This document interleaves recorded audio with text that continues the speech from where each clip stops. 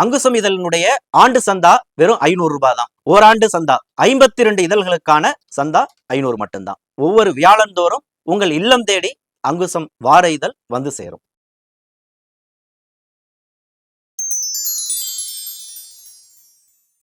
Business Trichy நேயர்களுக்கு வணக்கம். தமிழகத்துல நியோமேக்ஸ் அப்படிங்கிற ஒரு நிதி நிறுவனம் மோசடி வழக்குல சிக்கி அதனால பாதிக்கப்பட்ட மக்கள் தங்களுடைய இழந்த பணத்தை மீட்டெடுக்கும் ஒரு நடவடிக்கையினுடைய ஒரு பகுதியா சென்னை உயர்நீதிமன்றத்தினுடைய வழிகாட்டுதல்ல பொருளாதார குற்றப்பிரிவு போலீசாரால் அந்த நியோமேக்ஸ் நிறுவன சொத்துக்கள் பொது ஏலத்துக்கு வந்திருக்கு அப்படிங்கிறத இதற்கு முந்தைய வீடியோக்கள்ல நாம் அதை பதிவு செய்தோம். தமிழகம் முழுவதும் 29 ப்ராஜெக்ட்ஸ் பல்வேறு மாவட்டங்கள்ல அதுல இருந்து 10,000த்திற்கு அதிகமான பிளாட்டுகள் இந்த பொது ஏலத்துக்கு வந்திருக்கு. இந்த பிளாட்டுகள் அனைத்தும் டிடிசிபி அப்ரூவ்டு பெறப்பட்ட பிளாட்டுகள். முதல் கட்டமா இதுதான் வந்திருக்கு. இந்த பிளாட்டுகளை உயர்நீதிமன்றத்தினுடைய மேற்பார்வையில அந்தந்த மாவட்டத்தினுடைய பதிவாளர் தலைமையில குழு அமைத்து அரசினுடைய அங்கீகாரம் பெற்ற மதிப்பீட்டாளர்கள் அந்த இடங்களை நேரில் சென்று பார்வையிட்டு அந்த நியோமேக்ஸ் தரப்பு பிரதிநிதிகளையும் பாதிக்கப்பட்ட முதலீட்டாளர்கள் பிரதிநிதிகளையும் கூட வைத்துக் கொண்டு அந்த இடத்துக்கான மதிப்பீட்டை பக்கத்து லேண்டினுடைய மதிப்பு என்ன, ரோட்டுக்கு பக்கத்துல இருக்கா, தூரமா இருக்குதா, இது போன்ற விஷயங்கள் எல்லாத்திலையுமே கணக்கில் எடுத்துக்கிட்டு ஒரு மதிப்பீட்டை நீதிமன்றத்திட்ட சமர்ப்பித்திருந்தாங்க. அந்த மதிப்பீட்டு தொகையிலிருந்து 25% உயர்த்தி இப்போது இந்த நிலங்கள் ஏலத்துக்கு வந்திருக்கு. இந்த ஏலம் மார்ச் 17ஆம் தேதி தொடங்கி மே மாதம் 14ஆம் தேதி வரை நடைபெறுது. இந்த ஏலத்தை எம்எஸ்டிசின்னு சொல்லக்கூடிய மத்திய அரசனுடைய ஒரு நிறுவனம் தான், அதனுடைய இணையதளத்தில் இருந்து தான் இந்த ஏல நடைமுறை அப்படிங்கிறது நடந்துட்டு இருக்குது. நாளொன்றுக்கு 300க்கு குறைவில்லாத பிளாட்டுகள் இந்த பொது ஏலத்துல வந்திருக்கு. இதுல இந்த ஏலத்துல பங்கேற்பதற்கு இந்த ஏலத்தை நடத்தக்கூடிய அந்த எம்எஸ்டிசின்னு சொல்லக்கூடிய அந்த இணையதளத்துல ஒவ்வொரு தனிநபரும் பதிவு செய்வது கட்டாயமாகும். பதிவு கட்டணம் 1000 ரூபாய் பிளஸ் ஜிஎஸ்டியோட சேர்த்து 1180 ரூபாய் செலுத்தி ஒரு பதிவு செய்து கொள்ளணும். அவருக்குன்னு தனிப்பட்ட முறையில ஒரு யூசர் ஐடி பாஸ்வேர்டு அதை கிரியேட் பண்ணிட்டு தான் இந்த ஏலத்துல அவர் பங்கு. இந்த ஒரு முறை இந்த 1000 ரூபாய் நுழைவு கட்டணம் செலுத்தி இருக்கிற நபரால இந்த நியோமேக்ஸ் சம்பந்தமான சொத்துக்கள் மட்டும் கிடையாது, இந்த எம்எஸ்டிசி வழியாக நாடு முழுவதும் நடத்தக்கூடிய பல்வேறு ஏலங்கள்லையும் அவர்கள் ஓராண்டு காலத்துக்கு பங்கேற்கலாம். அப்ப இந்த இடத்துல இந்த எம்எஸ்டிசி அந்த போர்ட்டலை பயன்படுத்தி எப்படி பதிவு செய்யறது அப்படிங்கிறதே பலருக்கு குழப்பமா இருக்கு. குறிப்பா இந்த நியோமேக்ஸால பாதிக்கப்பட்ட முதலீட்டாளர்களுக்கு நீதிமன்றம் ஒரு சலுகையா இருக்கு. அதாவது இந்த நியோமேக்ஸினுடைய பாதிக்கப்பட்ட முதலீட்டாளராக இருந்து அவர் இந்த வழக்கை கையாளக்கூடிய பொருளாதார குற்றப்பிரிவுல புகார் அளித்து அவர்களுடைய புகாரை பொருளாதார குற்றப்பிரிவு போலீசார் ஏற்றுக்கொண்டு அவர்களுக்கான அந்த புகார்தாரர் வரிசை என்ன அவர்கள் வழங்கி இருந்தாங்க அப்படின்னு சொல்ல போனா இந்த வழக்குல தீர்வுக்காக எடுத்துக்கொள்ளப்பட்டிருக்க அந்த 64,000 சொச்சம் புகார்தாரர்கள்ல இவர்கள் இடம்பெற்றிருந்தாங்க அப்படின்னு சொன்னா அவர்களுக்கு இந்த ஏலத்துல பங்கேற்பதுல இஎம்டின்னு சொல்லக்கூடிய அந்த டேவனி தொகை, அதாவது இந்த ஏலத்துல பங்கேற்பதற்கான முன்பணம் செலுத்துவதிலிருந்து 10%, அதாவது 1 லட்சம் ரூபாய்னா 10,000 ரூபாய் செலுத்தணும். 10 லட்சம் ரூபாய் மதிப்புள்ள இடத்தை எடுக்கிறதா இருந்தா 1 லட்சம் ரூபாய் முன்பணமா கட்டணும் அப்படிங்கிற அந்த இஎம்டி கட்டணத்திலிருந்து விலக்கு கொடுக்கப்படும். இதுவல்லாம இந்த வீடியோவை பார்க்கக்கூடிய வெளிநபர்கள் அரசு நடத்துற ஏலம் அப்படிங்கிறதுனால கண்டிப்பா அது மார்க்கெட் விலையை விட சற்று குறைவாகத்தான் இருக்கும் அப்படிங்கிற அடிப்படையில இந்த இடத்தை நாம் தேர்ந்தெடுக்கலாம் அப்படின்னு விருப்பம் உள்ளவர் இதுல பதிவு செய்யறதா இருந்தாங்கன்னா அவங்க அந்த 10% இஎம்டி தொகையை கண்டிப்பா கட்டி தான் இந்த ஏலத்துல பங்கேற்கிறோம். அப்ப இஎம்டி கட்டி நம்ம ஏலத்துல பங்கேற்கிறோமாங்கிறது அடுத்த விஷயம். முதல்ல இந்த எம்எஸ்டிசியில ரெஜிஸ்ட்ரேஷன் பண்றதே எப்படிங்கிறது தான் பலருக்கு குழப்பமா இருக்குது. அப்ப இது தொடர்பா நம்ம விரிவா பார்க்கலாம். இந்த எம்எஸ்டிசியில பதிவு பண்ற நடைமுறை என்னங்கிறத நம்ம பேசுறதுக்கு முன்னாடி சில முன் தயாரிப்புகளோட நம்ம போனோம்னா எளிமையா சிக்கல் இல்லாம இந்த வேலையை நாம முடிச்சுட்டு வந்துடலாம். ஒண்ணு, நீங்க இந்த இஎம்டி சலுகையை பெறக்கூடிய நபராக இருந்தீங்க அப்படின்னு சொன்னா உங்களுடைய அந்த கம்ப்ளைண்ட் நம்பர் என்ன அப்படிங்கிறத நீங்க கண்டிப்பா தெரிஞ்சு வச்சிருக்கணும். அதாவது டெபாசிட்டர் நம்பர். ரெண்டாவது, உங்களுக்கான ஒரு இமெயில் ஐடி. அந்த இமெயில் ஐடிங்கிறத பொறுத்த வரைக்கும் நீங்க ரொம்ப பெருசா யோசிக்க வேண்டியது இல்லை. இன்னைக்கு நான் ஆண்ட்ராய்டு போன் யூஸ் பண்ணாத நபர்கள் யாரும் கிடையாது. ஒருவேளை நீங்க பட்டன் போன் யூஸ் பண்ற நபராகவே இன்னமும் இருக்கிறீங்க அப்படின்னாலுமே கூட உங்களுடைய பிள்ளைகளோ அல்லது உங்களுடைய பேர பிள்ளைகளோ கண்டிப்பா அந்த ஆண்ட்ராய்டு போனை யூஸ் பண்ணுவாங்க.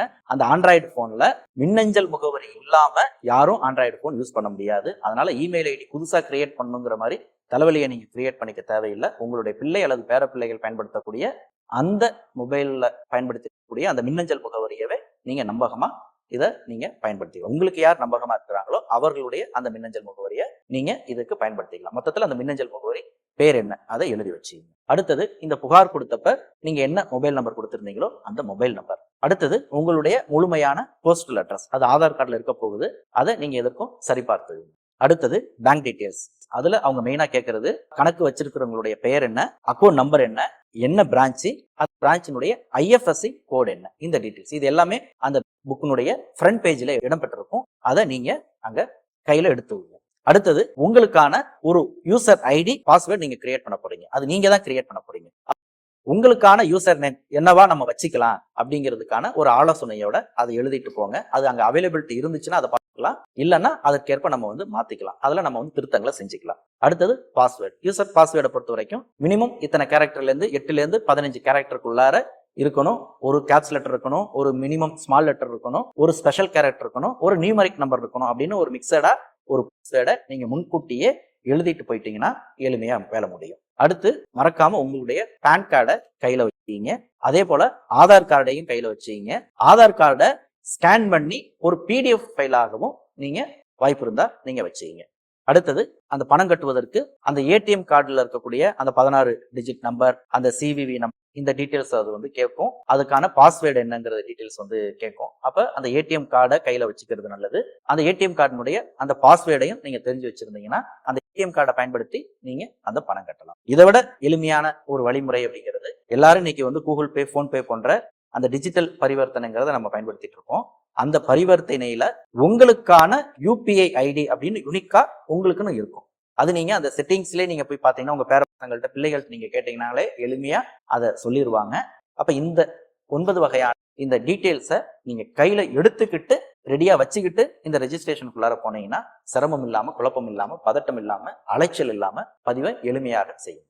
திரையில தெரியக்கூடிய அந்த MSTC-னுடைய அந்த அதிகாரப்பூர்வ இணையதள முகவரி இதுதான். mstcecommerce.com அப்படின்னு சொல்லக்கூடிய இந்த ஸ்பெல்லிங்ல இருக்கக்கூடிய இந்த இணையதளத்துக்கு நீங்க உள்ள போனீங்க அப்படின்னு சொன்னா உங்களுடைய அந்த ஹோம் பேஜ்ல இப்ப திரையில தோன்றக்கூடிய அந்த பேஜ் வரும். அதுல லெஃப்ட் கார்னர்ல ஆக்ஷன் அப்படின்னு சொல்லிட்டு ஒரு பகுதி இருக்கும். அதை கிளிக் பண்ணீங்கன்னா அதிலிருந்து ஒரு 5வது ஆப்ஷனா அது மேலும் விரிவடையும். அதுல ஸ்கிராப் அண்ட் கஸ்டமர் குட்ஸ் கோல் அப்படின்னு வரிசையில வரும்பொழுது 5வதா இருக்கக்கூடிய ப்ராப்பர்ட்டி அப்படிங்கிறத செலக்ட் பண்ணும். அந்த ப்ராப்பர்ட்டியை செலக்ட் பண்ணோம்னா அப்படியே ரைட் சைட்ல அந்த ப்ராப்பர்ட்டி சம்பந்தமான சில டீடைல்ஸ் வரும். அதுல இந்த நியோமேக்ஸ் குரூப் ப்ராப்பர்ட்டி சேல் அப்படின்னு சொல்லிட்டு ஒரு ஆப்ஷன் இருக்கும். அதுக்கு பக்கத்திலேயே இது புதுசா சேர்க்கப்பட்டதுனால எல்லோ கலர் ஷேட்ல அந்த நியூ அப்படிங்கிறது பிளிங்க் ஆகிட்டே இருக்கும். அப்ப இந்த நியோமேக்ஸ் குரூப் ப்ராப்பர்ட்டி சேல் அப்படிங்கிற அந்த எழுத்துக்கு நேரா நாம கிளிக் பண்ணோம் அப்படின்னு சொன்னோம்னா ஒரு புதிய விண்டோ ஓபன் ஆகும். திரையில தோன்ற மாதிரி அந்த விண்டோல login, register here, username, password, அப்புறம் கேப்சா கோட், அப்புறம் நீங்க யாரு பிட்டரா, செல்லரா, அட்மினா அப்படிங்கிற அந்த ப்ரொவிஷனை செலக்ட் பண்றதுக்கான ஆப்ஷன், அதுக்கப்புறம் லாகின், அதுக்கப்புறம் forgot password, action schedule, buyer guide, buyer tutorial அப்படின்னு அதனுடைய அந்த முகப்பு பக்கத்துல இத்தனை விவரங்கள் அதுல இருக்கு. இதுல அந்த கடைசியா இருக்கக்கூடிய அந்த ஆக்ஷன் ஷெட்யூல் அப்படிங்கிறது தான் மார்ச் மாசம் 17ஆம் தேதி தொடங்கி மே மாதம் 14ஆம் தேதி வரை என்னென்ன தேதியில எந்தெந்த ப்ராஜெக்ட்ல இருக்கக்கூடிய எத்தனை பிளாட்டுகள் ஏலத்துக்கு வருதுங்கிற அந்த விரிவான ஷெட்யூலை அவர்கள் அதுல PDF ஃபைலா அப்லோட் பண்ணிருக்காங்க. அப்ப அதை டவுன்லோட் பண்ணி இன்னைக்கு எந்த இடம் ஏலத்துக்கு வருதுங்கிறத நாம தெரிந்து கொண்டு அந்த ஏலத்துல பங்கேற்கலாம். இது ஆப்ஷன். அப்ப நம்ம இப்ப முதல் முறையா தான் வந்திருக்கிறோம். அப்ப முதல் முறை வரும் பொழுது நாம் செலக்ட் பண்ண வேண்டியது ரெஜிஸ்டர் ஹேர். அந்த ஸ்டார்டிங்ல இருக்கக்கூடிய அந்த பட்டனை நாம கிளிக் பண்ணணும். அதை கிளிக் பண்ணோம்னா இதுல நம்ம பதிவு செய்வதற்கான அந்த டெர்ம்ஸ் அண்ட் கண்டிஷன்ஸ் அப்படிங்கிற வகையில முதல்ல ஒரு 27 வகையான அந்த விஷயங்களை அவர்கள் பட்டியலிட்டு அதை அப்படியே ஸ்க்ரோல் செய்து கீழே கடைசிக்கு நம்ம வந்துட்டோம்னா அதை படிச்சு பார்த்துங்க நிதானமா. அதை படிச்சு பார்த்ததுக்கு அப்புறம் கீழே register buyer, register as seller அப்படின்னு 2 ஆப்ஷன் நமக்கு அந்த இடத்துல இருக்கு. அப்ப நாம இந்த இடத்துல இடத்தை வாங்கதான். அப்ப அந்த விதத்துல ரெஜிஸ்டர் அஸ் பையர் அப்படின்னு அந்த ஃபர்ஸ்ட் இருக்கக்கூடிய அந்த காலமை நாம் கிளிக் பண்ணோம். அதை கிளிக் பண்ணா அடுத்தது திரும்ப ஒரு 20 வகையான விதிமுறைகளை பட்டியலிடுது. இந்த ஏலத்துல பங்கேற்றா என்னென்ன விதிமுறைகள், பணம் எப்படி நீங்க கட்டணும், அது எப்படி ரீஃபண்ட் ப்ரொசீஜர் என்ன, இது போன்ற விவரங்களை அவர்கள் அதுல சொல்லி இருக்கிறாங்க. இந்த ஏல நடைமுறைங்கிறது இணையதளத்தை பயன்படுத்தி எப்படி இருக்குங்கிறத அதுல அந்த 20 அம்சங்களையும் நாம் தெளிவா படிச்சு பார்த்துக்கலாம். படிக்கலனாலும் அந்த 20 ஓரமா ஓட்டிட்டு லாஸ்ட் வந்தோம்னா அக்ரி அப்படின்னு ஆப்ஷன் இருக்கும். அந்த அக்ரியை செலக்ட் பண்ணோம்னா அடுத்த ஆப்ஷன் போகும். அடுத்தது இப்ப திரையில தோன்றது மாதிரி ஒரு புதிய விண்டோ ஒண்ணு ஓபன் ஆகி அதுல என்டர் கிளைமேண்ட் ஸ்லாஷ் விக்டிம் டீடைல்ஸ், அதாவது உரிமை கோருபவர் அல்லது பாதிக்கப்பட்டவர் அப்படிங்கிறதுக்கான அந்த டீடைல்ஸை அதுக்கு ஐ ஆம் ஏ கிளைமேண்ட் ஸ்லாஷ் விக்டிம், அதாவது இந்த இடத்துல அந்த டெபாசிட்டர் நம்பர் அப்படின்னு ஒரு நம்பர் கொடுத்துரும். ஒண்ணு நீங்க EOW போலீஸினுடைய அந்த கம்ப்ளைண்ட் ஸ்டேட்டஸை பயன்படுத்தி உங்களுடைய போன் நம்பரை உள்ளிட்டு நீங்க பாத்தீங்கன்னா ஃபர்ஸ்ட் வரதே வரிசை எண் வரும், ரெண்டாவது காலம்ல இருக்கிறது தான் அந்த நம்பர், அதுக்கப்புறம் தான் டெபாசிட்டர் நேம் மற்ற டீடைல்ஸ் எல்லாம் வந்து இருக்கும். அப்ப அந்த ரெண்டு காலத்துல இருக்கக்கூடிய அந்த டெபாசிட்டர் நம்பர் தான் உங்களுக்கான அந்த புகாருக்கான எண். இதே அந்த EOW போலீஸினுடைய அந்த கம்ப்ளைண்ட் லிஸ்ட், அது ஒரு 4 வகையான பட்டியல் வெளியிட்டு இருந்தாங்க இல்லையா, அப்ரூவ்டு, அன்அப்ரூவ்டு, டபுள் என்ட்ரிஸ், அப்புறம் அந்த 18/5/2025க்கு பிறகு பெறப்பட்ட புகார்கள், அந்த 4 வகையான அந்த பட்டியல் இருந்தது இல்லையா, அதுல இடம்பெற்றிருக்கக்கூடிய அதுலயும் அந்த 2வது காலத்துல இடம்பெற்றிருந்த அந்த டெபாசிட்டர் நம்பர், அதுதான் உங்களுக்கான நம்பர். இந்த 2 வகையில எந்த வகையில நீங்க உங்களுடைய புகார் இதுல பதிவாயிருக்குங்கிறத நீங்க ஏற்கனவே வெரிஃபை பண்ணி வச்சிருந்தீங்களோ அதுல இருக்கக்கூடிய அந்த 2வது காலத்துல இருக்க அந்த டெபாசிட்டர் நம்பரை இங்க என்டர் பண்ணிட்டு ப்ரொசீட் அப்படின்னு நீங்க கொடுக்கணும். புகார் கொடுக்காதவர்கள், 2வது வெளிநபர்கள், அவர்களுக்கான ஆப்ஷன் தான் அதுலயே கீழே இருக்கக்கூடிய 2வது I am not a claimant slash victim, அந்த இடத்துல ப்ரொசீட் அப்படிங்கிறத நீங்க கிளிக் பண்ணீங்கன்னா அடுத்த ஆப்ஷனுக்குள்ளார போகும். அப்ப ஃபர்ஸ்ட் ஆப்ஷன்ல சொன்ன மாதிரி நீங்க ஏற்கனவே புகார் கொடுத்து உங்களுக்கான அந்த டெபாசிட்டர் நம்பர் கொடுக்கப்பட்டிருந்ததுன்னா திரையில தோன்ற மாதிரி உங்களுக்கு ஒரு விண்டோ ஓபன் ஆயிரும். அதுல சக்சஸ்ஃபுல்லி வெரிஃபைடு அப்படிங்கிற அந்த வாசகத்தோட சீரியல் நம்பர், உங்களோட அந்த கம்ப்ளைண்ட் நம்பர், அதாவது டெபாசிட்டர் நம்பர், இங்க கிளைமேண்ட் ஸ்லாஷ் விக்டிம் கம்ப்ளைண்ட் நம்பர் நீங்க மென்ஷன் பண்றாங்க. இதுல குழப்பிக்க தேவையில்லை, கம்ப்ளைண்ட் நம்பர் அப்படிங்கிறதும் டெபாசிட்டர் நம்பர் அப்படிங்கிறதும் ஒண்ணுதான். அப்ப நம்ம டெபாசிட்டர் நம்பருங்கிறத தான் இந்த இடத்துல நாம வந்து பதிவு பண்ண போறோம். அந்த டீடைல்ஸ் இதே வந்துருக்கும். அடுத்தது அவங்களுடைய நேம், அவங்க கம்ப்ளைண்ட் கொடுக்கும் பொழுது என்ன போன் நம்பர் கொடுத்திருந்தாங்களோ அந்த போன் நம்பர். அப்ப இந்த டீடைல்ஸை சரிதான் அப்படிங்கிறது சரி பார்த்துட்டு கீழே இருக்கக்கூடிய அந்த டிக் பண்ணிட்டு ப்ரொசீட் அப்படின்னு கொடுத்தோம்னா அடுத்த ஆப்ஷன். இப்ப ஏற்கனவே நான் புகாரே கொடுக்கல, நான் வெளிநபர் அப்படிங்கிறவங்க அந்த நம்பரை உள்ளீடு பண்ணிருக்க மாட்டாங்க, அந்த 2வது ஆப்ஷனை செலக்ட் பண்ணிருப்பாங்க. அவங்க 2வது ஆப்ஷனை செலக்ட் பண்ணி ப்ரொசீடுன்னு கொடுத்துட்டாலே அடுத்தது டைரக்டா இப்ப நம்ம தெரியக்கூடிய பையர் ஸ்லாஷ் பிட்டர் ரெஜிஸ்ட்ரேஷன் அப்படிங்கிற இந்த காலத்துக்கு போயிடும். இதுல என்ன டீடைல்ஸ் கேட்கறாங்க அப்படின்னு சொன்னா உங்களுடைய இமெயில் முகவரி, உங்களுடைய தொலைபேசி எண், இந்த 2 விவரங்களை அவங்க கேட்கறாங்க. 3வது அந்த ஸ்கிரீன்ல தெரியக்கூடிய அந்த கேப்சா கோட நாம் அந்த பாக்ஸ்ல உள்ளீடு பண்ணணும். அப்ப இதை கொடுத்ததுக்கு அப்புறம் கீழே இருக்கக்கூடிய ஜெனரேட் ஓடி அப்படின்னு அந்த பட்டனை கிளிக் பண்ணணும்னு சொன்னா இமெயிலுக்கு தனியாகவும் அந்த மொபைல் எண்ணுக்கு தனியாகவும் 2 ஓடிபிகள் ஒரே நேரத்துல போய் சேர்ந்துடும். இதற்கு அடுத்து இந்த காலத்துல இருக்கிற மாதிரி உங்களுடைய அந்த மின்னஞ்சல் முகவரிக்கு வந்த ஓடிபி என்ன அதற்கான காலத்திலையும், மொபைல் எண்ணுக்கு பெறப்பட்ட ஓடிபி என்ன அதற்கான காலத்திலையும் நீங்க கொடுத்து அதற்கு கீழே இருக்கக்கூடிய அந்த சப்மிட் அப்படிங்கிற அந்த பட்டனை கிளிக் பண்ணணும். இந்த இடத்துல உங்களுடைய மின்னஞ்சல் முகவரிய ஒரு எழுத்து நீங்க தவறா பதிவு பண்ணியிருந்தீங்கனாலும் உங்களுக்கு ஓடிபி வந்திருக்காது. அப்ப ஓடிபி ஏன் வரல அப்படிங்கறத நம்ம வெரிஃபை பண்ணோம்னா அது நம்ம தவறா பதிவு பண்ணியிருக்கோம். அதே போல தொலைபேசி எண்ணையும் நாம் தவறா உள்ளீடு செய்திருந்தோம்னாலும் ஓடிபி வராது. இந்த இடத்துல அந்த தொலைபேசி எண் பயன்பாடை பொறுத்த வரைக்கும் புகாருக்கு நீங்க எந்த எண் கொடுத்திருந்தீங்களோ அதே எண்ணை பயன்படுத்துவது சரியானதா இருக்கும். அதற்கு அடுத்தது அந்த சப்மிட் கொடுத்துட்டோம் அப்படின்னு சொன்னோம்னா அடுத்த ஆப்ஷனா பிட்டர்ஸ் ரெஜிஸ்ட்ரேஷன் ஃபார்ம் அப்படின்னு அடுத்த விண்டோ ஓபன் ஆகும். அதுல உங்களுடைய அந்த கம்ப்ளைண்ட் நம்பர், அதாவது டெபாசிட்டர் நம்பர் ஸ்டார்டிங்ல வந்துடும். அப்புறம் கம்பெனி டைப் இண்டிவிஜுவல் அப்படிங்கிறது வந்து காட்டும்.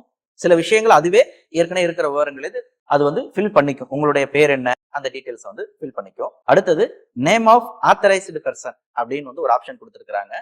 இதை நம்ம வந்து இந்த ஏலத்துல பங்கேற்கிறதுக்கு வேற யாருக்காவது நம்ம கொடுக்குறோமா, அந்த அதிகாரத்தை நம்ம கொடுக்குறோமாங்கிற இடத்துல இருக்கக்கூடியது.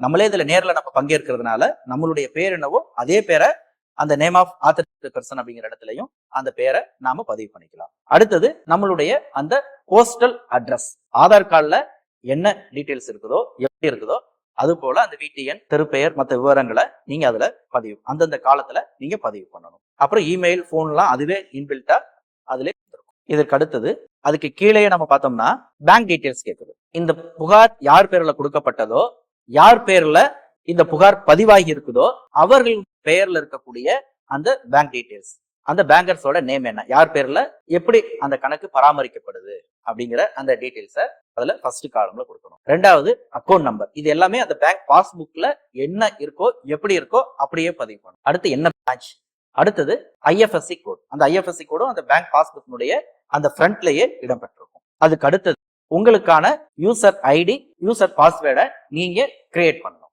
இப்ப உங்க பேர் ராமசாமின்னு இருக்கலாம், குப்புசாமின்னு இருக்கலாம். இதே ராமசாமிங்கிற பேர்ல நூற்றுக்கணக்கான பேர் இருப்பாங்க. எல்லாரும் ஒரே பேர்ல இருந்து உள்ள போயிட முடியாது. இது வந்து ஏறத்தாழ இந்த மின்னஞ்சல் முகவரிக்கான அந்த யூசர் நேம் அதை அவைலபிலிட்டி செக் பண்ற மாதிரி இந்த ஆப்ஷன் கொடுத்திருக்காங்க. செக் யூசர் அவைலபிலிட்டி அப்படின்னு சொல்லி அதை நீங்க வந்து இப்ப ராமசாமின்னு இருந்ததுன்னா ராம அப்படின்னு போட்டு ஒரு அண்டர்ஸ்கோர் போட்டு ஏதாவது வந்து உங்களுடைய எந்த வருஷம் நீங்க பிறந்தீங்களோ அல்லது டேட் ஆஃப் பர்த்தோ ஏதோ உங்களுக்கு நினைவுல எந்த எண் நினைவுக்கு இருக்குதோ அல்லது வேற உங்களுடைய மனைவி பேரையோ அல்லது குழந்தைங்க பேரையோ ஏதோ மிக்சடா ஒரு யூசர் நேம் உங்களுக்கு நினைவுல இருக்கிற மாதிரி அதை அந்த இடத்துல பதிவு பண்ணிங்க. அதே போல பாஸ்வேர்டை பொறுத்த வரைக்கும் அதுக்கு அவங்க ஒரு டேர்ம்ஸ் சொல்லியிருக்காங்க. மினிமம் 8 டிஜிட்டுக்கு மேல இருக்கணும், 15 வரைக்கும் இருக்கணும். அதுல கம்பல்சரி ஒரு கேப்ஸ் இருக்கணும், ஒரு ஸ்மால் லெட்டர் இருக்கணும், ஒரு ஸ்பெஷல் கேரக்டர் இருக்கணும், ஒரு நியூமரிக் நம்பர் இருக்கணும். அப்படிங்கிற இந்த கலவையில அந்த பாஸ்வேர்டு இருக்கணும் அப்படிங்கிறத சொல்லியிருக்காங்க. அதற்கு தகுந்தது போல முன்கூட்டியே ஒரு பாஸ்வேர்டை நீங்க கிரியேட் பண்ணிட்டு எழுதி வச்சுக்கிட்டு நீங்க உள்ளீடு பண்ணுங்க. அப்புறம் அதுல இருக்கக்கூடிய அந்த கேப்சா கோட் செக்யூரிட்டி கோடை செலக்ட் பண்ணி அதை கிளிக் பண்ணிருங்க.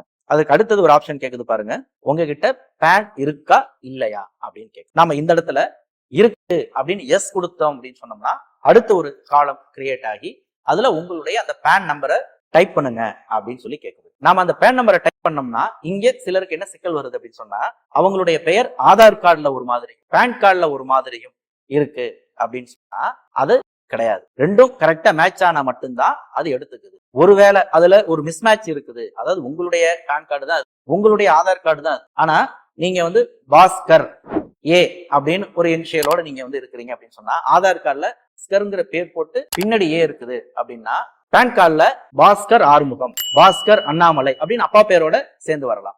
அடுத்து ஏ இனிஷியல் முன்னாடி வந்து பாஸ்கர்னு வந்து அடுத்து பின்னாடி வரலாம். இது போல ஏதோ ஒரு விதத்துல அது இடம் மாறி இருந்தாலும் அது மிஸ்மேட்ச் தான் எடுத்துக்குது. அதனால அது ஏன் எடுத்துக்குது, ஏன் ரிஜெக்ட் பண்ணுதுங்கிறத நம்ம ஆராய்ச்சிக்கு போக தேவையில்லை. நம்ம பேன் கார்டு அது எடுத்துக்கல. சரி, அடுத்த ஆப்ஷன் என்ன கேக்குதுன்னா உங்களை நான் உறுதிப்படுத்திக்கிறதுக்கு உங்களுடைய ஆதார் கார்டுனுடைய அந்த பிடிஎஃப் ஃபைலை எனக்கு அப்லோட் பண்ணுங்கன்னு அடுத்த ஆப்ஷன் கேக்குது. அப்ப ஆதார் கார்டை நீங்க ஃப்ரண்ட் அண்ட் பேக் ஸ்கேன் பண்ணி ஒரு பிடிஎஃப் ஃபைலா கன்வெர்ட் பண்ணி நீங்க அந்த இடத்துல அப்லோட் நீங்க பண்ணிடணும். பேன் கார்டு நம்பரை எடுத்து அது எடுத்துக்கிச்சுன்னா சந்தோஷம். இப்ப இந்த நடைமுறை முடிந்ததுக்கு அப்புறம் நெக்ஸ்ட் கொடுத்தோம்னா நம்மள இப்ப இது வரைக்கும் ஃபில் பண்ண அந்த டீடைல்ஸ் தனியா நமக்கு வியூ ஆகும். நம்மளோட போன் நம்பரு, பேரு, அக்கௌண்ட் நம்பரு, என்ன பிரான்ச், ஐஎஃப்எஸ்சி கோடு, இது எல்லாமே அதுல வந்து நமக்கு வந்து அதெல்லாம் நமக்கு தெரியும். அப்ப அதெல்லாம் சரியா இருக்குது அப்படின்னா சப்மிட் கொடுத்து அடுத்ததுக்கு போகலாம். இல்ல அதுல ஏதோ ஒரு விவரத்தை நம்ம தவறா கொடுத்துட்டோம் அப்படின்னு நீங்க கருதுனீங்கன்னா ரெண்டாவதா இருக்கக்கூடிய அந்த எடிட் டீடைல்ஸ் அப்படின்னு செலக்ட் பண்ணீங்கன்னா இதற்கு முந்தைய ஸ்டேஜுக்கு அது போயிடும். இதுல நீங்க தேவையான திருத்தங்களை செய்துட்டு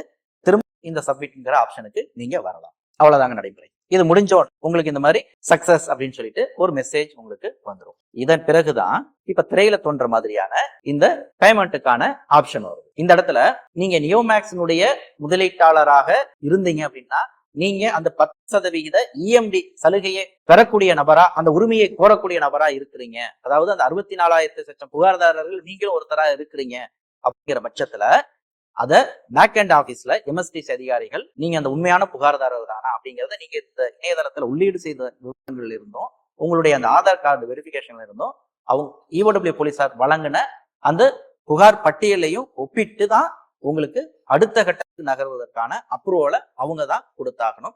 அது ஏறத்தாழ அதிகபட்சம் ஒரு 24 மணி நேரத்துக்குள்ளேயே அந்த அதிகாரிகள் அதற்கான அந்த அப்ரூவலை தங்கிட்டு இருக்கிறாங்க. அதிகபட்சம் 24 மணி நேரம் ஆகியிருக்கு. நான் இது வரைக்கும் நியோமேக்ஸ்ல கம்ப்ளைண்டே கொடுக்கல, எனக்கு டெபாசிட்டர் நம்பர் ஒண்ணு கிடையாது, ஆனா நான் முதலீடு போட்டிருக்கேன், என்கிட்ட பாண்ட் இருக்கு, ஆனாலும் நான் இந்த ஏலத்துல பங்கேற்கிறேன் அப்படின்னு சொல்லக்கூடிய நபரா இருக்கட்டும், அல்லது முற்றிலும் ஒரு கவர்மெண்ட் ஏலத்துக்கு வந்திருக்கு, நான் ஆர்வமா அதுல பங்கேற்க வந்திருக்கேன்னு சொல்லக்கூடிய நபருக்கு இந்த அப்ரூவல் வந்து அவசியம் இல்லை. ஆட்டோமேட்டிக்கா அவர்களுக்கு அடுத்த ப்ரொசீஜரை அந்த பேமெண்ட்டுக்கான ஆப்ஷன் உங்களுக்கு வந்துடும். அடுத்து இந்த பேமெண்ட்டுக்கான ஆப்ஷன் அப்படின்னு நம்ம எடுத்துக்கிட்டோம் அப்படின்னு சொன்னோம்னா அதற்கு அந்த இதை நீங்க செலக்ட் பண்ணீங்க அப்படின்னு சொன்னா நீங்க அந்த ஏடிஎம் கார்டை பயன்படுத்தி பணம் செலுத்துறீங்களா, யூபிஐ ஐடியை பயன்படுத்தி பணம் செலுத்துறீங்களான்னு அது வெவ்வேறு அந்த வழிமுறைகள் அது கேட்கும். அதுல உங்களுக்கு எது உகந்த வழிமுறையோ, எது பாதுகாப்பான வழிமுறைன்னு நீங்க கருதுறீங்களோ அந்த வழிமுறையில அந்த 1180 ரூபாயை நீங்க செலுத்துனீங்க அப்படின்னு சொன்னா நீங்க அது உள்ளார நீங்க நுழைய தகுதியுடையவரா நீங்க மாறியது. அதான் இதனுடைய ரெஜிஸ்ட்ரேஷன் சக்சஸ்ஃபுல் ஆயிடுது. இதுல சொல்ல வேண்டியது அந்த நியோமேக்ஸினுடைய முதலீட்டாளராக இருந்து அந்த இஎம்டி சலுகையை கோருபவரை பொறுத்த வரைக்கும் இந்த முதல் இவ்வளவு ப்ராசஸ் வரைக்கும் உள்ள போகும். ஆனா அந்த பேமெண்ட் ஆப்ஷன் மட்டும் வராது. அதுக்கு ஒரு நாள் நீங்க வெயிட் பண்ணணும். திரும்ப 2வது நாள் நீங்க ஏற்கனவே உங்களுக்கு அந்த யூசர் நேம் பாஸ்வேர்டை நீங்க கிரியேட் பண்ணிருப்பீங்க இல்லையா, அதை பயன்படுத்தி நீங்க உள்ள போனீங்க அப்படின்னு சொன்னா அந்த பேமெண்ட் ஆப்ஷன் உங்களுக்கு அவங்க அப்ரூவல் கொடுத்திருப்பாங்க. அதாவது உங்களுடைய புகார் ஏற்கப்பட்டு அந்த பட்டியலில் இருந்தது, நீங்க கொடுத்த விவரங்கள் சரியா இருந்ததுன்னா அவர்கள் அப்ரூவல் கொடுத்திருப்பாங்க. ஒருவேளை அவர்கள் அப்ரூவல் கொடுக்கல அப்படின்னு சொன்னா இதற்கு முந்தைய மெனுல நீங்க அந்த கம்ப்ளைண்ட்தாரரா போகாம இதுல நான் கம்ப்ளைண்ட்தாரர் இல்ல வெளிநபர் அப்படிங்கிற ஒரு ஆப்ஷனை செலக்ட் பண்ணி நீங்க உள்ள போனீங்கன்னா பணம் கட்டுவதற்கான ஆப்ஷன் உங்களுக்கு இயல்பா வந்துடும். அவ்வளவுதான். அப்போ பணம் கட்டி நீங்க சக்சஸ்ஃபுல்லா இதை லாகின் பண்ணி முடிச்சிட்டீங்க அப்படின்னு சொன்னா திரும்ப எங்க ஸ்டார்ட் பண்றது, எப்படி நம்ம இந்த பேஜை ஓபன் பண்றது அப்படின்னு சொன்னா நம்ம ஏற்கனவே அதனுடைய அந்த ஏலத்தை நடத்தக்கூடிய அந்த எம்எஸ்டிசின்னு சொல்லக்கூடிய அந்த இணையதளத்தினுடைய முகப்பு பக்கத்துல நம்ம அந்த ரெஜிஸ்டர் ஹேர்னு ஸ்டார்ட் பண்ணோம் இல்லையா, அதற்கு கீழேயே இருக்கு இல்லையா அந்த யூசர் நேம் பாஸ்வேர்டு. அப்ப இந்த முறை எந்த யூசர் நேம நீங்க கொடுத்திருந்தீங்களோ உங்களுக்குன்னு அந்த யூசர் நேம், அதுக்கு கீழே அந்த பாஸ்வேர்டு, அதன் பிறகு அதுல இருக்கக்கூடிய அந்த கேப்சா கோட ஃபில் பண்ணிட்டு அதுல பிட்டர், செல்லர், அட்மின் அந்த 3 ஆப்ஷன் இருக்கு. அந்த 3ல நம்ம ஒரு பிட்டரா தான் இந்த இடத்துல நம்ம நுழைய போறோம். அப்ப பிட்டர் அப்படிங்கிற அந்த ஆப்ஷனை செலக்ட் பண்ணி நீங்க லாகின் பண்ணீங்க அப்படின்னு சொன்னா உங்களுக்கு அந்த ஏலத்துல பங்கேற்பதற்கான அந்த வாய்ப்பு, அந்த தளம் உங்களுக்கு ஓபன் ஆயிடும். அவ்வளவுதான் இந்த ரெஜிஸ்ட்ரேஷனை பொறுத்த வரைக்கும். இதுல நான் அப்படி ஏதோ ஒரு ஞாபகத்துல நான் ரெஜிஸ்ட்ரேஷன் பண்ணிட்டேன், நான் என்ன யூசர் நேம் கொடுத்தேன், என்ன பாஸ்வேர்டு கொடுத்தேங்கிறது எனக்கு மறந்து போச்சு, அது அப்போதைக்கு கேட்டுச்சு, நான் ஏதோ 4 எழுத்து தட்டினேன், இப்ப திரும்ப எப்படி எனக்கு போகிறதுன்னு தெரியல அப்படின்னு ஒருவேளை உங்களுக்கு குழப்பம் இருந்ததுன்னா அதற்குதான் அந்த லாகினுக்கு கீழே ஒரு ஆப்ஷன் வச்சிருக்கிறாங்க, அந்த ஃபார்கெட் பாஸ்வேர்டு. இது வழக்கமா மின்னஞ்சல் முகவரிய பாஸ்வேர்டை மறந்துட்டோம்னா எப்படி நம்ம ஒரு முயற்சி எடுப்போமோ அது போல உங்களுடைய தொலைபேசி எண்ணுக்கோ அல்லது மின்னஞ்சல் முகவரிக்கோ, அது நீங்க உங்களுடைய தொலைபேசி எண்ணையோ மின்னஞ்சல் முகவரியோ நீங்க உள்ளீடு செய்யறீங்கன்னா உங்களுடைய அந்த மொபைலுக்கோ அல்லது மின்னஞ்சலுக்கோ அந்த பாஸ்வேர்டு அப்படிங்கிறது அல்லது பாஸ்வேர்டை புதுப்பிப்பதற்கான அந்த லிங்க் உங்களுக்கு வந்துடும். அதை பயன்படுத்தி நீங்க இதை பயன்படுத்திக்கலாம். நிறைவா இந்த நடைமுறைகள் எல்லாம் அந்த முடிவடைந்ததுக்கு ஆதாரமா உங்களுடைய மின்னஞ்சல் முகவரிக்கு இந்த bitter registration details Neomax property action அப்படின்னு தலைப்பிட்டு அந்த டீடைல்ஸ் எல்லாத்தையுமே உங்களுக்கு ஒரு மெயில்ல ஒரு கடிதமாகவே, ஒரு ஒப்புதல் கடிதமாகவே அவங்க கொடுத்துட்றாங்க. இவ்வளவுதாங்க இதோடைய நடைமுறை. நாம் ஓரளவுக்கு இந்த எம்எஸ்டிசி ரெஜிஸ்ட்ரேஷன் எப்படி பண்ணணுங்கிறத நாம் விளக்க முயற்சித்திருக்கிறோம். இதுலயும் குறிப்பாக சந்தேகங்கள் இருந்தது அப்படின்னு சொன்னா கீழே கமெண்ட் செக்ஷன்ல சொல்லுங்க. அடுத்த வீடியோல அதை கவர் பண்ண முயற்சிக்கிறோம். அடுத்த வீடியோல இந்த எம்எஸ்டிசி இந்த போர்ட்டலை பயன்படுத்தி எப்படி ஏலத்துல நாம் பங்கேற்கிறது, ஒரு பிளாட்டை எப்படி நம்ம தேர்ந்தெடுக்கிறது அப்படிங்கிறத ஒரு லைவ் டெமோவாவே அடுத்த வீடியோவில் நாம பார்ப்போம். நன்றி.